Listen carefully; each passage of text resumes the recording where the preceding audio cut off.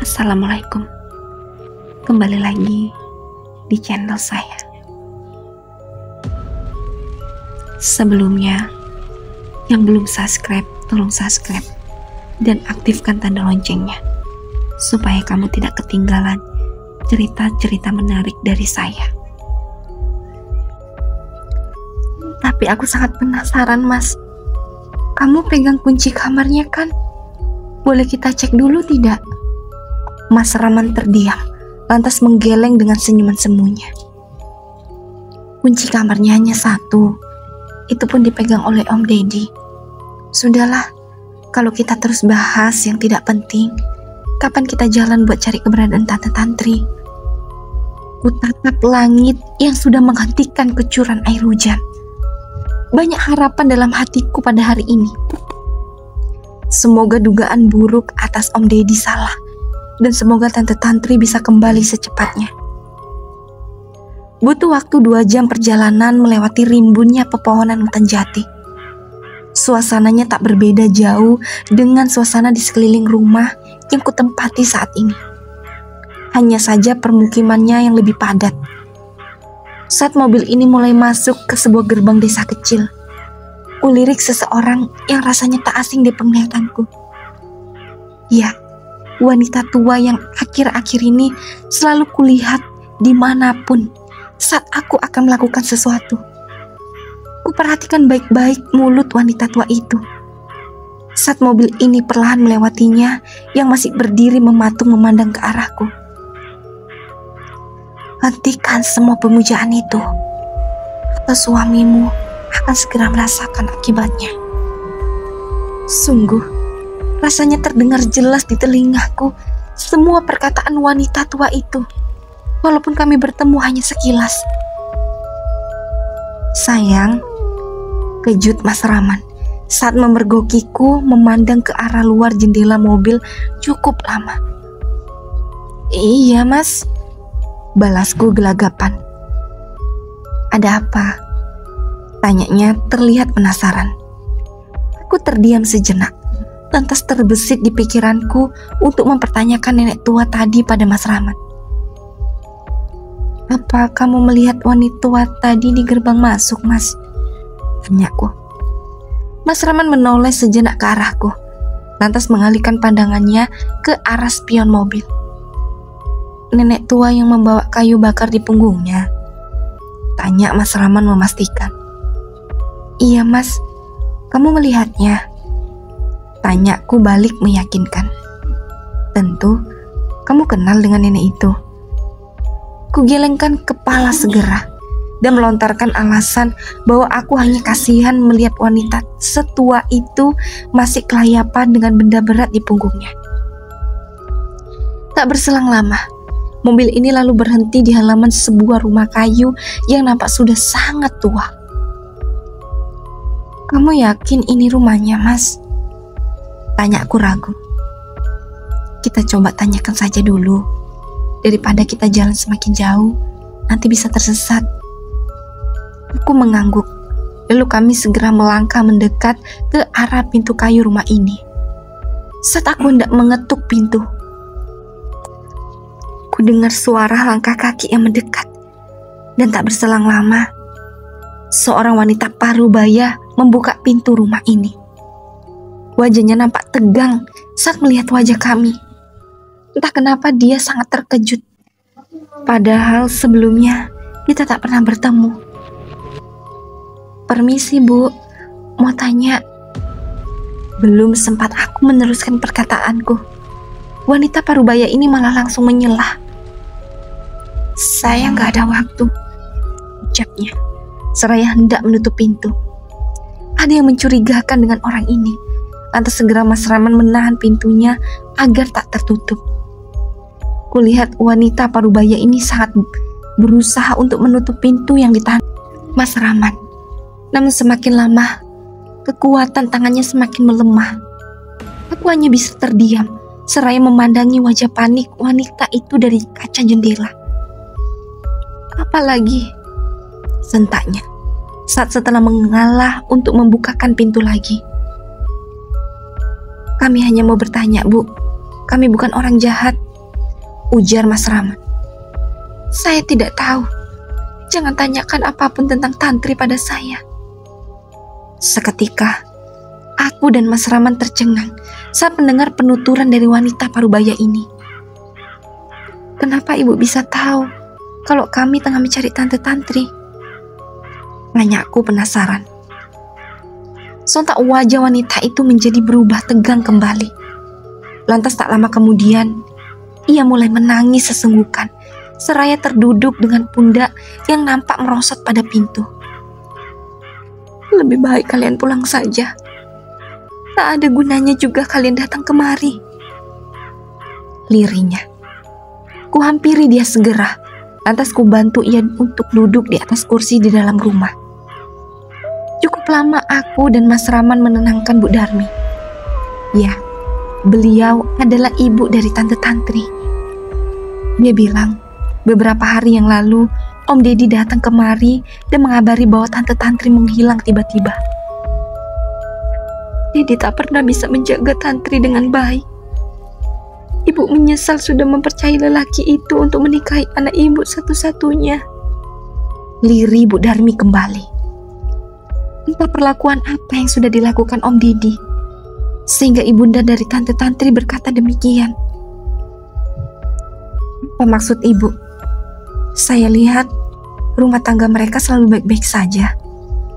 Timpal Mas Rahman dengan wajah kesalnya. Itu menurutmu?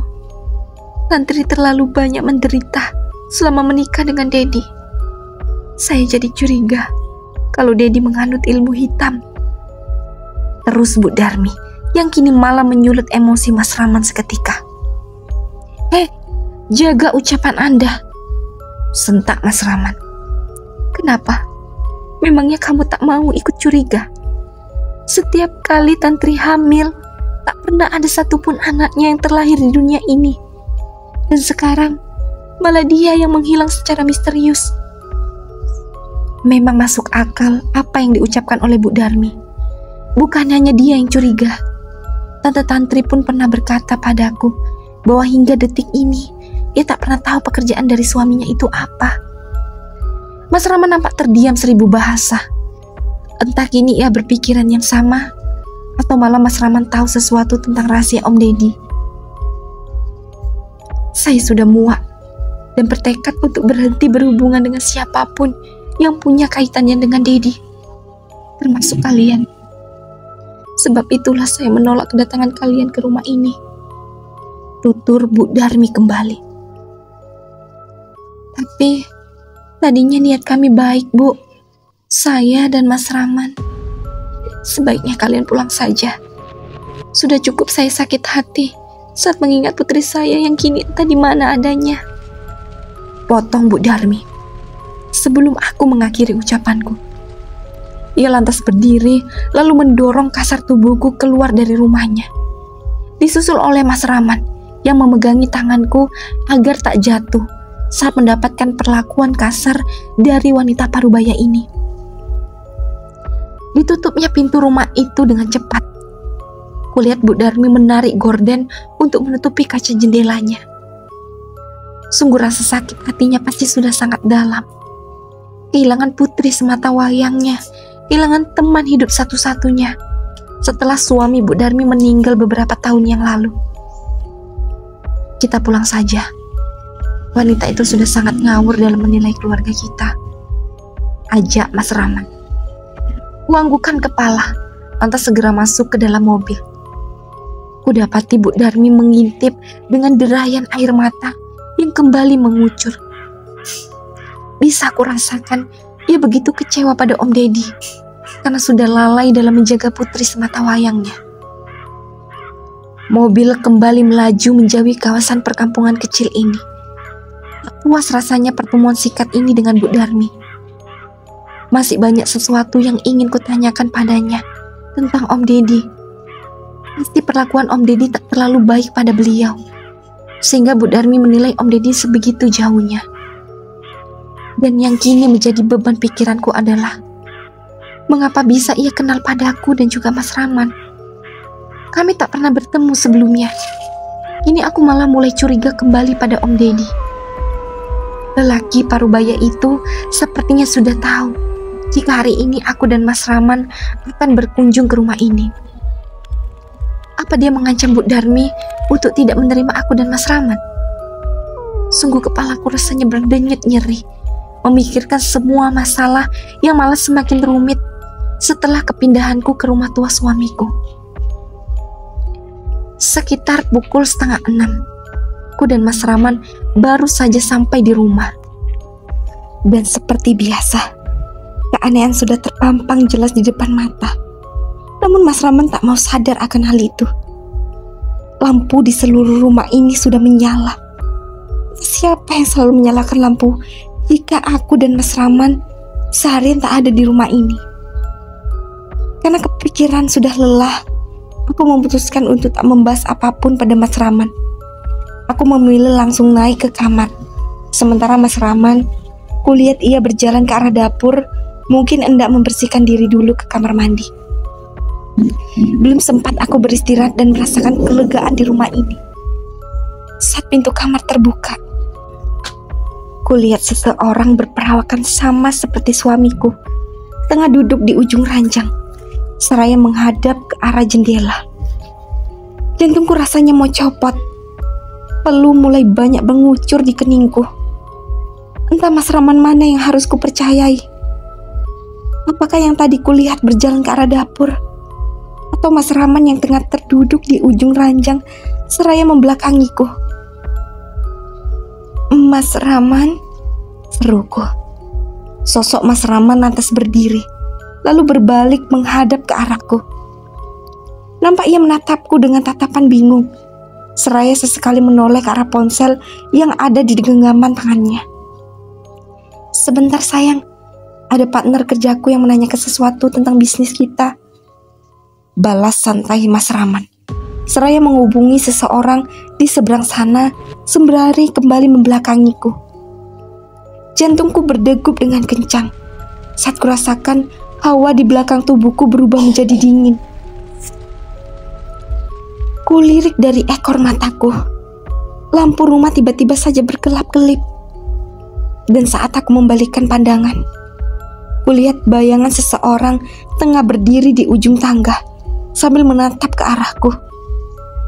Manakala lampu menyala, kulihat sosok Mas Raman merangkak cepat menuju ke arahku. Tanpa berpikir panjang lagi, segera ku banting pintu kamar hingga seketika membuat Mas Raman terkejut, lantas langsung menatap keheranan ke arahku. "Ada apa sayang?" tanyanya dengan wajah datar. Kugelengkan kepala dengan cepat. Aku tak mau membuat suasana malam ini menjadi semakin tegang. Jadi kuputuskan untuk merahasiakan hal ini pada Mas Raman. Tok tok tok. Tiba-tiba saja tubuhku membeku manakala ku dengar suara ketukan di luar pintu kamar. Namun yang membuat aku keheranan adalah aku lihat raut wajah ketakutan dari suamiku. Dia masih tetap berdiri di dekat jendela sambil menatap dengan tatapan kosong ke arahku. "Saras, kenapa pintunya dikunci sayang?" tanya Mas Raman di luar sana. Kini aku mulai yakin kalau yang berada di kamar ini bukanlah suamiku yang asli. Ponsel yang digenggamnya kulihat terjatuh begitu saja. Seketika hawa di kamar ini berubah menjadi dingin. Bau busuk seketika tercium menyeruak menusuk hidung.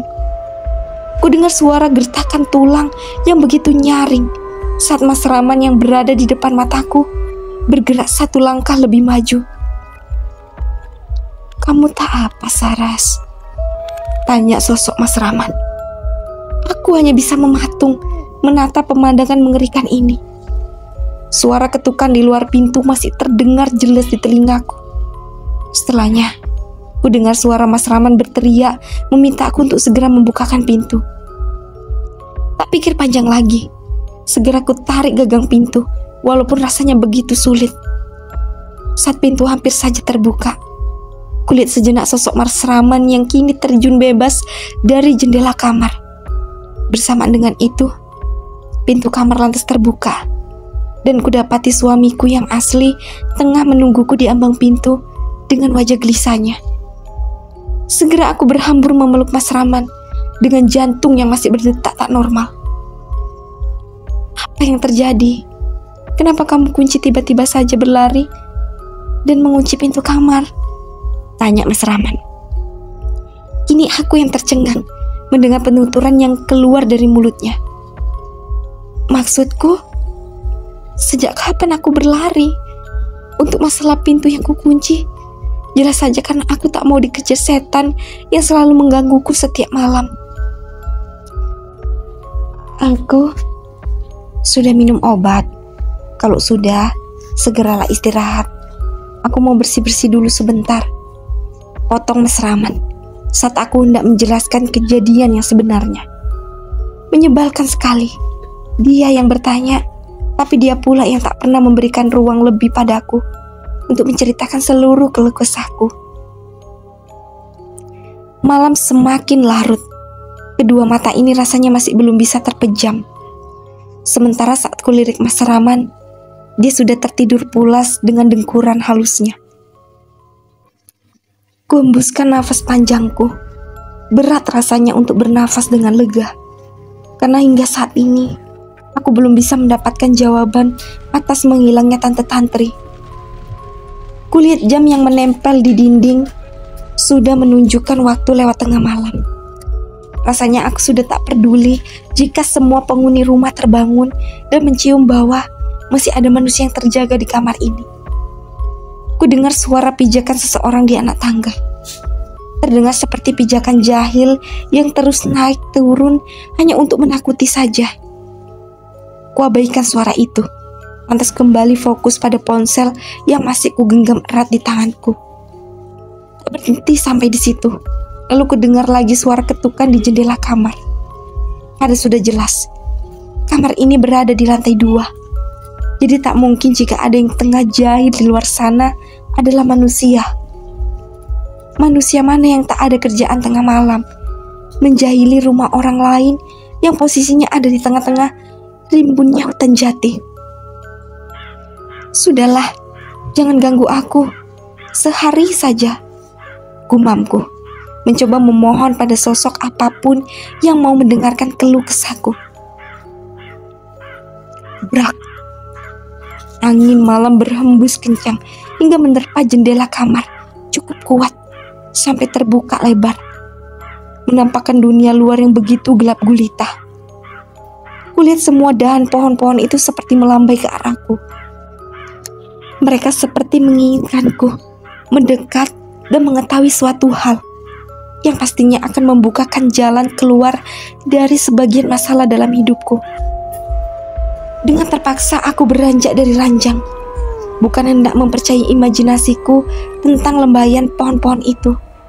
Namun tentu saja aku tidak bisa tertidur dalam keadaan jendela kamar yang menampakkan kengerian di luar sana. Saat aku hendak menutup kembali jendela kamar, sayup-sayupku dengar suara jeritan minta tolong yang terasa menggema di seluruh penjuru hutan. Penasaran dengan suara tersebut, kuedarkan pandangan untuk memastikan bahwa suara teriakan tersebut bukanlah suara para setan itu. Dan aku malah mendapati Om Deddy tengah mengeluarkan seseorang dari dalam mobilnya dalam keadaan kedua tangan yang diikat serta setengah tubuhnya yang ditutupi dengan kresek hitam besar. Kubungkukkan tubuhku ke bawah jendela yang setengah kututup agar Om Deddy tak mengetahui keberadaanku. Sungguh aku tak percaya dengan apa yang kulihat kali ini. Walaupun aku tak tahu pasti siapa seorang di balik kresek hitam itu. Namun yang menjadi pertanyaan, mengapa Om Deddy tak berinisiatif untuk membekap mulut orang itu agar tak berteriak minta tolong? Apa dia berpikir karena di tempat ini tak ada pemukiman lain, orang itu tak akan mendapatkan pertolongan dari siapapun? Mengarah jalan Om Deddy nampaknya masuk ke dalam rumah ini. Dengan tekad yang besar, aku mulai melangkah perlahan ke arah pintu, berniat hendak mengintip apa yang tengah dilakukan lelaki parubaya itu. Keren. Sialan sekali, pintu tua ini sampai bersuara saat terbuka. Ingin rasanya kulampiaskan emosi dan kutendang pintu ini. Walaupun setelahnya Aku memilih untuk menahan emosiku dan menyaksikan apa yang akan Om Deddy lakukan di rumah ini. 2 kali ku pergoki Om Deddy masuk ke rumah ini tanpa izin di larut malam. Namun kali ini, kebetulan sekali aku memergokinya yang hendak melakukan sesuatu yang aneh. Ku dengar suara teriakan wanita minta tolong dari dalam kamar mendiang mertuaku. Tapi setelahnya, suara itu menghilang begitu saja. Aku tak bisa memastikan apa yang terjadi di dalam sana, karena jika aku mengintip lebih dekat, aku takut Om Deddy mengetahuinya dan malah akan membahayakan keberadaanku di sini. 10 menit kemudian, hanya ada keheningan di rumah ini. Aku dengar lagi suara jeritan wanita tadi. Dan tak lama setelahnya, Om Deddy keluar dari kamar itu dengan keadaan baju yang penuh cipratan darah. Aku yakin sesuatu yang buruk telah terjadi pada wanita itu di dalam sana. Selepasnya, Om Deddy langsung berlalu tanpa lupa untuk mengunci kembali kamar itu. Sial sekali, dalam keadaan seperti ini, dia tak lupa akan hal itu. Setelah ku dengar deru mobil Om Deddy menjauh dari rumah ini, kurasa kali inilah kesempatanku untuk memastikan apakah wanita tadi itu baik-baik saja. Cepat-cepat ku turuni anak tangga, walaupun jantung terus berdetak tak normal. Berpikir panjang lagi, ku coba untuk mendobrak pintu kayu kamar ini yang begitu kokoh. Setelah 5 kali ku coba bantingkan tubuh kecil ini ke arah pintu, ternyata masih belum ada hasil yang memuaskan. Ku tempelkan daun telinga ke arah pintu, berharap ada sedikit suara saja yang bisa ku dengar sebagai petunjuk serta bukti untuk membuktikan hal ini pada Mas Rahman yang selalu menjunjung tinggi pamannya itu. Merasa menyerah dengan keadaan, kembali kulangkahkan kaki menuju kamarku. Aku pedulikan lagi suara kikikan kuntilanak yang terasa menggema di seluruh penjuru ruangan rumah ini. Seakan-akan mereka menertawakan usahaku yang tak ada hasilnya. Tentu saja mereka pasti puas, karena aku rasa omongan nek tua yang selalu mendatangiku ada benarnya. Kini aku mulai yakin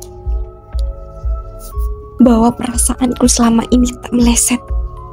Om Deddy pasti yang menyembah para setan yang selalu menggangguku setiap malam di rumah ini. Tapi kenapa dia menjadikan rumah ini sebagai tempat penyembahan? Apakah Mas Rahman terlibat? Sungguh semakin berat saja rasanya kepala ini saat memikirkan semua masalah yang tak ada habisnya. Tutup rapat kembali pintu kamar seraya mengembuskan napas panjangku. Ingin sekali aku beraksi malam ini untuk menuntaskan kejahatan Om Deddy. Namun apalah daya, tak ada jalan selain aku harus mencuri kunci kamar itu yang selalu dipegang oleh Om Deddy. Kubaringkan tubuh ini di atas kasur. Rasanya kedua mata ini semakin sulit saja terpejam setelah apa yang kusaksikan barusan. Pikiranku terus tertuju pada nasib wanita yang dikurung oleh Om Deddy di kamar itu. Dia pasti sangat ketakutan sekarang. Walaupun saat ku dekati pintu tadi, tak ku dengar suara sedikit pun dari dalam kamar itu. Pagi ini aku terbangun agak sedikit terlambat. Saat ku balikan tubuh ini, tak kutemukan Mas Rahman dimanapun. Mas Rahman, seruku. Tak ada sautan yang ku dengar. Setelah cukup lama aku terdiam. Kulirik jam dinding yang baru menunjukkan pukul 7. Aku tak yakin Mas Rahman pergi bekerja tanpa sarapan dulu. Jadi kuputuskan untuk mengecek keberadaannya di lantai bawah. Dan saat kakiku sudah menuruni beberapa anak tangga, kulihat ada Om Deddy di sana, tengah mengobrol serius dengan Mas Rahman. Ku dengar sesuatu yang menjadi bukti bahwa Om Deddy memang seseorang penyembah setan. Dan yang lebih parahnya, Mas Rahman tak terlihat terkejut akan hal itu, seolah ia pun ikut terlibat menjadi seorang penyembah setan untuk mendapatkan uang dengan cara yang instan. Ku hampiri mereka dengan wajah datarku, hingga mereka terkejut dan langsung mengalihkan arah pembicaraan mereka. "Saras, kamu sudah bangun?" tanya Mas Rahman gelagapan. "Apa yang kalian bicarakan? Sepertinya sangat penting. Sampai kamu gak bangunin aku pagi ini," ucapku, seraya menatap kedua lelaki di hadapanku secara bergantian. "Hanya membicarakan tentang kemajuan pencarian Tante Tantri saja. Memangnya kenapa, sayang?" Aku tersenyum tipis, lantas ikut mendaratkan bokongku di samping Mas Rahman. "Kalau begitu, bagaimana kabarnya Om? Apa sudah ada petunjuk?" tanyaku dengan wajah berpura-pura senang. Aku tahu mereka sedang berbohong, karena setauku, akhir-akhir ini Om Deddy pasti tengah sibuk mengurus pemujaannya pada para setan itu. Terlihat sekali lelaki parubaya itu gugup. Cukup lama tidak mencari jawaban yang masuk akal. Pencariannya sudah mulai luas, tapi untuk kabarnya hingga saat ini masih belum ada titik terang. Om rasa tantemu sudah pindah keluar kota. Ku naikkan sebelah alis, seraya memandang tak percaya pada Om Deddy, sehingga lelaki parubaya ini tak berani menatapku balik. "Pindah kota? Kenapa Om yakin sekali kalau Tante Tantri baik-baik saja?" terusku. "Kenapa kamu jadi interogasi Om Deddy sih, Saras? Dia lagi sedih loh, karena sampai saat ini istrinya hilang belum ada kabar," timpal Mas Rahman yang mulai kesal dengan sikapku. "Aku hanya tanya, Mas, kenapa kamu jadi marah gini?" Hanya karena hal sepele saja, kini Mas Rahman selalu memarahiku. Apalagi jika berurusan dengan Om Deddy, dia pasti selalu akan menjadi garda terdepan lelaki parubaya itu. Setelah berperang kecil dengan Mas Rahman, aku lantas berlalu menuju dapur, membuat sarapan roti selai untuk kumakan sendiri. Kulkas di rumah ini tak pernah kosong. Mungkin karena Mas Rahman tak mau aku keluar dari rumah yang mengerikan ini. Kupandangi semua masakan enak yang sangat tak berselera di lidahku. Jadi kuputuskan untuk mengganjal perut saja dengan roti selai pagi ini. Ku dengar suara mobil yang menjauh dari halaman rumah. Saat ku intip, Om Deddy nampaknya sudah pergi entah akan kemana lagi. Tak berselang lama setelah kepergian Om Deddy, Mas Rahman datang menghampiriku dengan wajah kesalnya. "Kamu ini kenapa sih? Aku jadi gak enak sama Om Deddy tadi," serganya langsung. Aku hanya bertanya, "Memangnya kamu gak penasaran Tante Tantri sekarang kabarnya bagaimana?" tanyaku. Pihak berwajib sudah mengarahkan banyak anggotanya untuk mencari keberadaan Tante Tantri. Kamu tak seharusnya bertanya yang tidak-tidak pada Om Deddy. Aku jawab lagi ucapan Mas Rahman, yang nampak sangat marah karena ulahku yang bertanya seperti menginterogasi pamannya. Kulihat suamiku berlalu pergi setelah berdebat kecil pagi ini denganku. Kuikuti langkahnya dengan santai. Lalu setelah melihat kepergian Mas Rahman, ku tutup kembali pintu rumah ini. Dan yang mengejutkanku setelahnya adalah kutemukan sesuatu yang mengkilat nampak tergeletak begitu saja di bawah meja ruang tamu. Mataku berbinar saat menemukan sebuah kunci. Aku yakin jika benda ini terjatuh saat Om Deddy pergi tergesa-gesa tadi. Segera ku ambil kunci itu, lalu tak pikir panjang lagi, aku lantas berlari ke arah pintu kamar mendiang mertuaku. Seperti biasa, kusibakkan terlebih dahulu kain putih yang menghalangi pintu ini. Dan saat kunci ini coba kumasukkan perlahan, sangat tak disangka, ternyata ini benar kuncinya. Aku sangat berharap besar Om Deddy tak menyadari hal ini sampai aku menemukan jawaban dari semua masalahku di rumah ini. Keret. Pintu kamar terbuka. Tak bisa kulihat apapun di dalamnya karena sangatlah gelap. Di sini sangatlah pengap.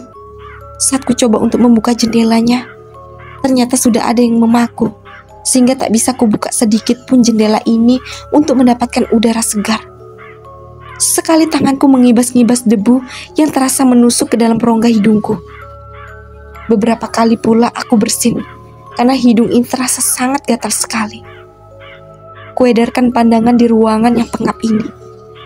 Tak ada apapun selain ranjang tua yang tersimpan rapi, lemari kayu tua yang sudah rapuh dan berdebu, serta satu nakas yang tersimpan di samping ranjang. Cepat-cepat cek semua barang yang ada di kamar ini.